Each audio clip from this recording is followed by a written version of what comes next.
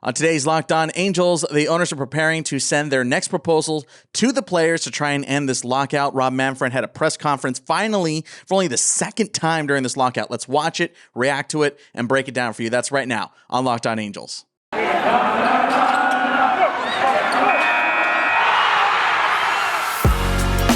You are Locked On Angels, your daily Los Angeles Angels podcast. Part of the Locked On Podcast Network, your team every day. Hey, what's going on, everybody? Welcome back to Locked On Angels, part of the Locked On Podcast Network, your team every day. And thanks for making Locked On Angels your first listen of the day. I'm Steve Granado. We have to watch this press conference right now. Again, Rob Manfred met with the media on Thursday morning. So let's go ahead and watch it. We're going to have a little bit of a different style. So we're just going to watch it in its entirety. And we're going to kind of go through it together and talk about it here. So let's go ahead and jump right to that right now. With respect to labor, let me start with the most important point. The clubs, our owners fully understand how important it is to our fans that we get the game on the field as soon as possible. We want to reach a fair agreement with the Players Association, and we want to do that quickly.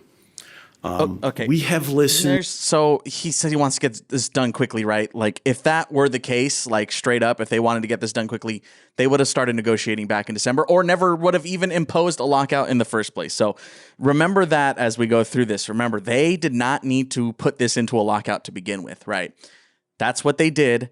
And then never went to the negotiating table in all of December. So we didn't start talking until January. Carefully throughout this negotiation, and we have moved towards the players on key areas in an effort to address their concerns. We've proposed an agreement that is better in every respect than the expired contract. Yeah, barely. For the first time in history, and despite substantial opposition by some clubs, we've agreed to institute a draft lottery to address the players' concern about clubs not competing. Okay, so the draft lottery, right? Like, so this is obviously better than the current system that is in place, right? Where it's just straight up rewarding for the teams that are tanking, right? That's what draft lottery is trying to address, but it's still not like draft lottery is like this end all be all great thing. Like, it still does reward losing teams, right? It just isn't like direct in your face, because if you're going to like an NBA style draft lottery, right, that means the NBA does it this way. It's all the teams that don't make the playoffs, and then guaranteed that the team with the worst record receives no worse than the fifth pick, right? So again, it's not like, all right, you got the worst record, you get the first pick. It's not straight up like that, but it's a lottery. And so it's not like a 100% fix or anything. Yes, it's a good step in the right direction, but it's not incentivizing winning, which is kind of like what I've seen people and what I've personally like. I like incentivizing winning as opposed to rewarding losing, right? That's how you really get away from tanking. But yes, this is a step in the right direction, but it isn't the end all be all. All right, let's keep going. The players have said throughout the process that a key priority is getting young players paid more. We agree, and we actually share that goal. That's why we've proposed to increase pay to young players through significantly increased minimum salaries and by accepting the concept brought forward by the players of a bonus pool for the game's best young stars.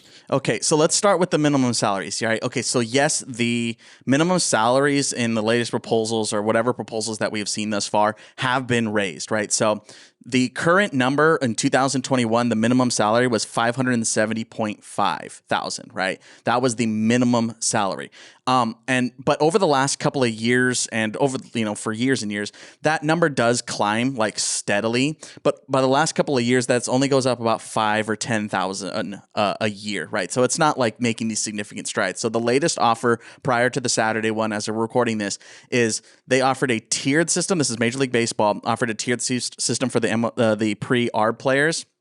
So first year players would make $615,000, second year players would make $650,000, so that's $35,000 more, and then third year players would make $700K. So it's not changing too much. Like, yes, it's on a stronger scale, on a steeper scale, but it's not like this massive leap, right? So all the way up to 700K for third-year players. So it's not changing as much as it sounds, because right now they are already steadily climbing. So it's not that big of a departure. The union's most recent proposal is they wanted to set a minimum at 775,000 straight up for all players. Then that grows to 875,000 over time, right? So the players want a much bigger leap, right? Because going from 570 to 775, that's almost, that's over 200K a year. But so it's kind of a difference of opinions in that regard. So they are closer on that one. If they're anything that they're close on, it's, kind of the minimum salary. Now, the bonus pool that he brought up, right? They are so far off on the bonus pool. Remember, Major League Baseball Players Association said $105 million for that bonus pool, and then MLB countered with $10 million. So that's like way off, right? So when Rob's trying to say like, yeah, this has been, we're trying to make the league minimums and we're trying to do this and that, it's like they're not really that close. Yes, they have countered. Again, I would say the minimum salaries is the closest thing if you're looking for something close, but the bonus pool is so ridiculously far off. Under our proposal on the table, every single pre-arbitration player would be better off than under the previous agreement. Okay, sure. Like, of course, yeah, of course. If you make any like small change, of course that means that they're better off. But like that's relative, right? So you got to keep that in scope. Whenever he's saying something like that, keep it in scope. It's relative, right? I'm better off tomorrow if I find $5 on the ground, right? So yes, I'm better off, but that doesn't mean like it's a good thing. So be wary of how these press conferences get worded on these like little opening statements kind of thing.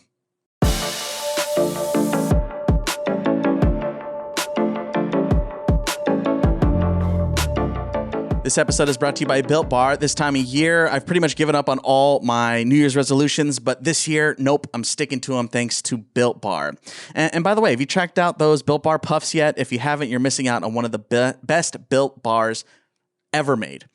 Puffs are the first ever protein-infused marshmallow. They're fluffy, they're marshmallowy, and they're not just a protein bar, they're a treat, and they're covered in 100% real chocolate. Puffs are a fan favorite already with some incredible flavors like those churros, the coconut marshmallow, banana cream pie. They're all so good. They're going to be your new favorite, I promise.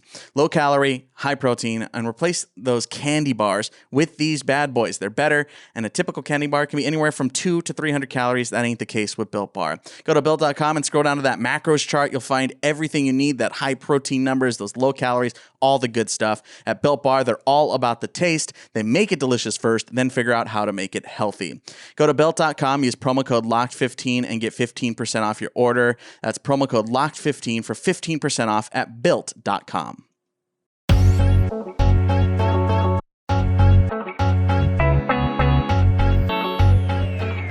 Back here on Locked On Angels, your first listen of the day. It's Super Week, by the way, brought to you by Get Upside. There's no better place to get coverage for the Super Bowl than the Locked On NFL podcast, Locked On Bengals, and Locked On Rams. Go check those out. All right, let's continue with this press conference here. We've agreed to a universal designated hitter and the elimination of draft choice compensation. Okay, so this was like the thing that was like kind of making bigger news on Twitter and stuff, right? So we knew the DH was coming. Don't even like...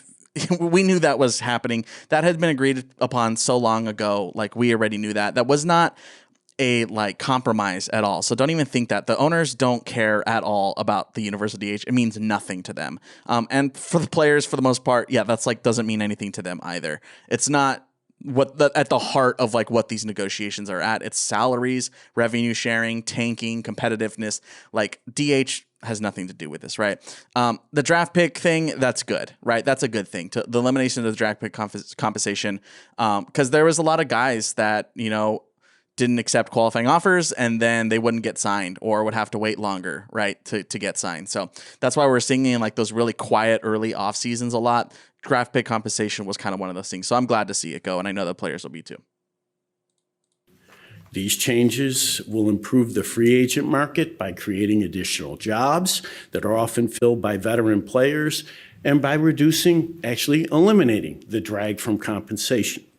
Okay, so let's go back to the DH thing, right? Like making more jobs, like that's super relative, right? these teams have been playing interleague for years at this point, right? Like we've already seen that. We already know that. And the teams are equipped to deal with those situations, right? So when we play interleague, like when National League teams play interleague, like it's usually just bench players, right? Or guys who weren't going to start that day. So if anything like that the universal DH creates, if you're looking at like how it affects teams, it's really more creating competition for that one specific roster spot, right? It's not necessarily creating a job. Like over time, I guess it would be, but it's more creating competition for guys within the organization to maybe retool how they approach spring training and stuff. Like, oh, well, I'm going to go for that DH spot as opposed to trying to be the backup second baseman or whatever. Like that kind of things. Like I'm going to reprioritize. It's not necessarily creating new jobs. We've made a meaningful proposal directly responsive to the players' longstanding concern about service time of young players. We'd like to expand the playoffs, which is good for players and for clubs. It's also good for our fans, the vast majority of whom enjoy playoff baseball. Okay, you've heard me talk about this a million times over, right?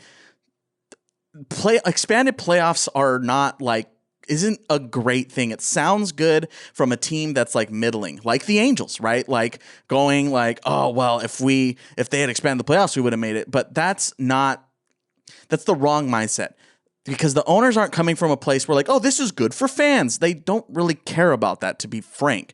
They care about the money that comes along with the TV contracts for that, right? That's cash in your pocket, man. That is just funneling into your pocket, right? So expanding playoffs just means that they get more money for it. It doesn't mean that the player, like the more teams are getting in and that's good for fans. Like that's not what they're looking at it for. And that's important. It's important to see how they view these kinds of things, right? So you got to remember that like they wanted 16 teams. That's over half the teams making the playoffs. Not a good thing, right? Players countered with 12. And what that really means is that teams don't have to spend as much on players like to get in, right? They don't have to help the club get any better because now they don't need to win as much. So that means they're spending less in free agency. That's why players are like so timid about expanding playoffs, because you know how it can be manipulated in that way. You don't have to win as much to get in. So why would you sign good players, sign better players, or make more improvements to your team? We think the new format will encourage more clubs to compete while giving more players the opportunity to participate in the postseason. In total, the proposals we've made would move the agreement decidedly in the players' direction. Where the clubs have been and remain unwilling to move is in response to player proposals that we believe will undermine the competitive balance in our game. For example, the players' insistence that we reduce revenue sharing will without question lead to less competition, not more. Changing the current agreement by taking resources from clubs with relatively limited revenue will make the game less competitive. And when you think about it, it's like asking people to take a pay cut. Okay. No.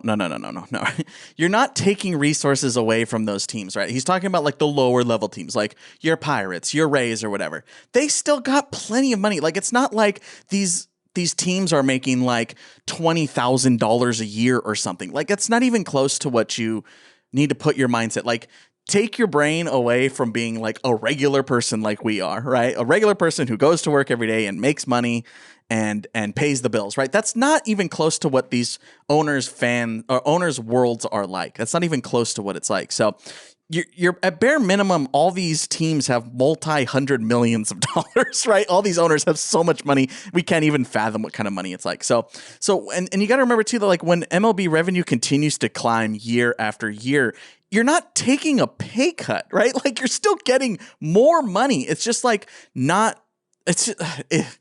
you're not taking resources away from the teams. The teams have plenty of resources. That's the heart of this issue, is they already have it. They're greedy and they want more. That's the problem here, is you're greedy and you want more, and the system does not incentivize winning on the field, so you don't have to spend to get it, and expanded playoffs, again, to go back to that, just exacerbates the issue a little bit more. And also notice here how like Manfred loves to bring up the fans, right? Like this is like a fan thing. Like no, fans just want baseball, right? And for the players to be treated right. That's what fans want. This isn't giving it. It's not a pay cut, okay? Give him a pay cut and then see how it actually feels. Rob Manfred makes like $11 million a year, by the way. Lastly, on timing, we're doing everything we can to get a deal done for our fans. We had hoped that a federal mediator could provide some assistance to help the parties work through their differences and break the deadlock. We believe that the involvement of an impartial third party could help bridge some of the gaps and facilitate an agreement. The FMCS is there exactly for these types of labor disputes, and we thought it would be productive given the tightening calendar. Yeah, players just didn't want it. While it's unfortunate that it was doesn't seem to work for rejected, them. we remain committed to offering solutions and will once again offer the Players Association a proposal on Saturday in an effort to move the process forward. Okay. So yeah, that's pretty much it. He answered some questions, and like I'm not getting into like the whole like stock market, it's hard to be an owner thing. Like you've seen that probably 1,000 times on Twitter. You already know my take on that. I don't need to hash that out. But like he's trying to make it about the fan experience. Like I said, like he's doing that like, oh, that's good for our fans and the fans of this. I remember like when he, even at the very beginning, when we started the lockout and all Major League Baseball like shut down on the internet and was like, dear fans, this is Rob Manfred, that whole thing. It's like, if the owners actually in Major League Baseball like actually cared about the fans, like actually really did care about the fans truly and honestly, then they'd get the game back on the field as quick as possible, right? That's all we're talking about here. That's all the fans care about. That's all they care about is getting back on the field. So how do you get back on the field? Well, you go in and negotiate with them. You don't try and bring a mediator in. You don't wait a month. You don't not propose something and wait 3 days after or 2 days after a press conference to do it. Like, no, if you actually cared about fans and you actually cared about growing the sport, you'd go out, you'd sit down with the players, you'd listen to their concerns honestly and try and find a happy medium. If not, just give them what they want. It's not like if they do all the things the players want, all of a sudden owners have $3 in the bank. They're fine. They're gonna be fine, right? Pay the players so the fans can actually enjoy the game again.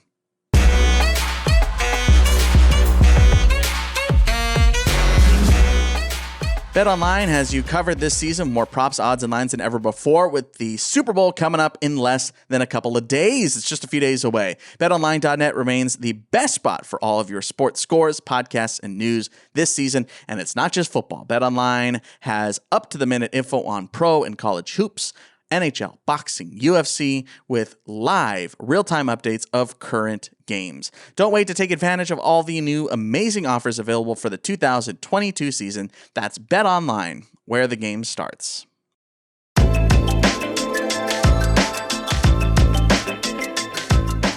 Back here on Locked On Angels, your first listen of the day. I'm Steve Granado. I'm curious to see what this proposal is. Again, Saturday, they were going to be proposing whatever it's going to be. I'm very curious to see how much they actually concede, how much it's like I'll see it when I believe it situation right now. That's how I feel about it. Let me know how you feel about it in the comments here on YouTube. And of course, at Locked On Angels. Speaking of that Twitter account, we asked you fans on Thursday how you were feeling about this. This is what we asked. We said, what part of the MLB lockout do you care about the most? And of course, Twitter polls only gives us 4. Winning barely, tanking was the number one problem. The options were service time manipulation, tanking, revenue sharing, and younger players' salaries.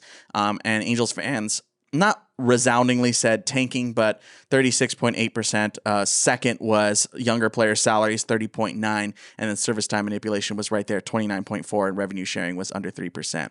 So Tanking seems to be the big issue, at least amongst these here, among a certain set of Twitter Angels fans. Obviously, this is not scientific, just a poll on Twitter. But yeah, I mean that is the one that like has the most like it's like the umbrella effect. Everything underneath that, right, is all the issues that go along with service time manipulation and the player salaries and all that kind of stuff kind of falls under that umbrella. So I completely understand. Yeah, tanking is an issue. It is a big issue. And that's the one that hurts the integrity of the game probably the most. But again, that's like that overarching theme. I got a couple of responses to this. I wanted to highlight those. This is coming from Eric Alejandro, who said both younger player and service time, they kind of go hand in hand to a certain extent. Yeah, this is all goes into itself, right? All goes into each other. I think that's kind of the main thing, the main problem throughout all of this. I got one more coming here from Halo Dad's Little Free Library. Said tanking, increase the competition to make teams spend money to make their teams better, right? So how are we doing that? We talked about that with like incentivizing winning as opposed to rewarding losing, right, with the draft lottery. Yes, again, I'm slightly in favor of a draft lottery. I think that'll probably end up being the way that it ends up going. It's very clearly better than the system now in place, but it's kind of like incremental, right? I, again, would still rather have an incentivized system as opposed to rewarding a losing system. But yeah, man, let me know how you're feeling about all this stuff here in the comments. And of course, tweet me at Locked On Angels. Give me a phone call, 714-409-6396. This is a lot to go through. Again, we aren't going to go into the like Q&A that Rob had, but it was not eye-opening, but you kind of just get revealed every time you go like, oh yeah, I forgot that this is the way you think.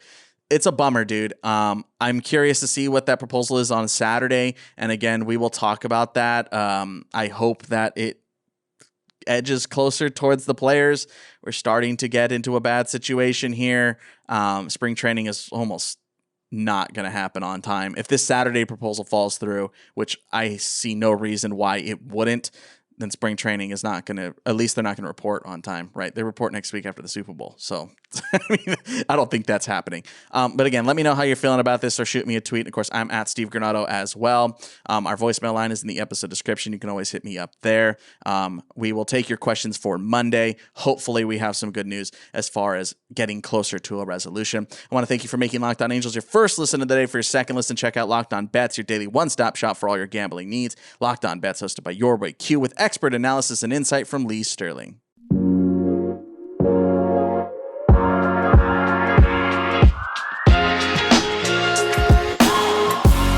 All right, guys, that's going to do it for us here in today's episode of Locked On Angels. Hopefully you liked this new style. I wanted to do something a little different and kind of give you my thoughts on the Rob Manfred press conference. All right, guys, we'll talk to you on Monday. I'm Steve Granado.